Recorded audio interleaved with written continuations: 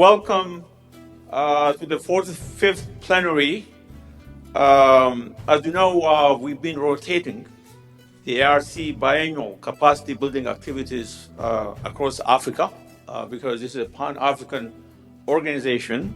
Aerc is committed to conduct independent and rigorous research on emerging economic and social challenges of the continent to inform the decisions of our policymakers.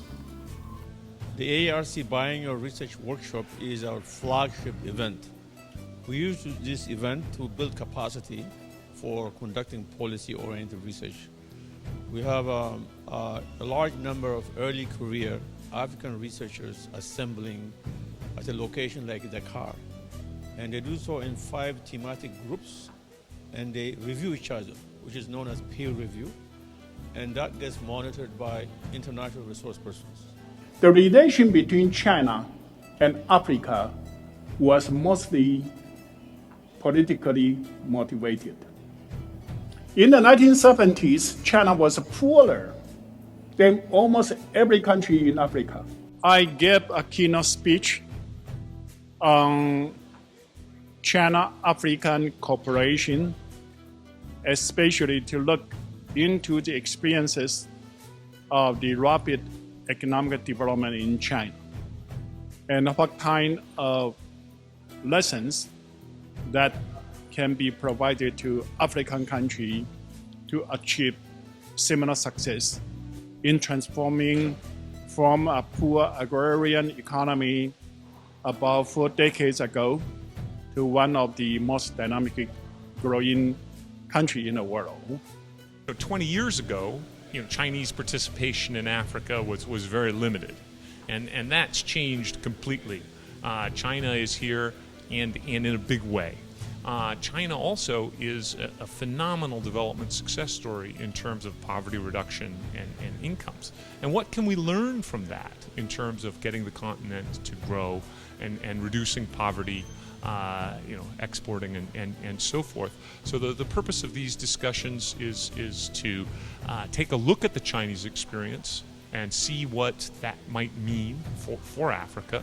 And that was the subject of my discussion comments this morning. Now, if you come to the pattern of finance, basically we should think of 3 things, but the most important one will be we have to think of FDI, aid, and credit finance from Exim Bank of China.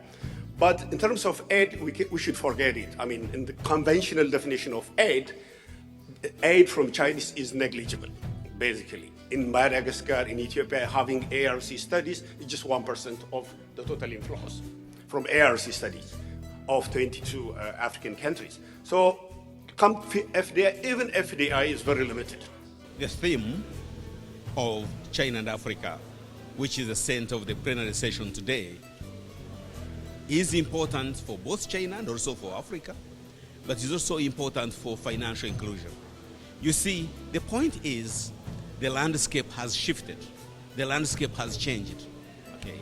And the dominance of world trade by China means that Africa has a lot to benefit from trading with China.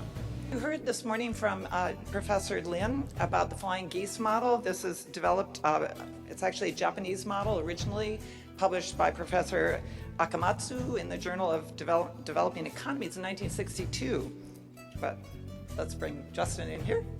So this idea is that as prices rise in countries that are producing things, they eventually offshore, and that these can turn into global value chains, or they can just be offshoring to get production started in other parts of the world.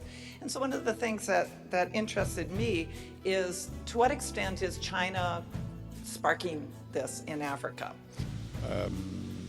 As you have seen the whole day, there are a lot of benefit for both parties. That's why someone said that Africa is a chance for China, and China also is a chance for Africa. But we need to actually make sure that it's a win-win cooperation. So far, Africans do not have a clear view of really what they want to get from China. And that's why it's important that researchers try to conduct research to better inform the decision of our leaders.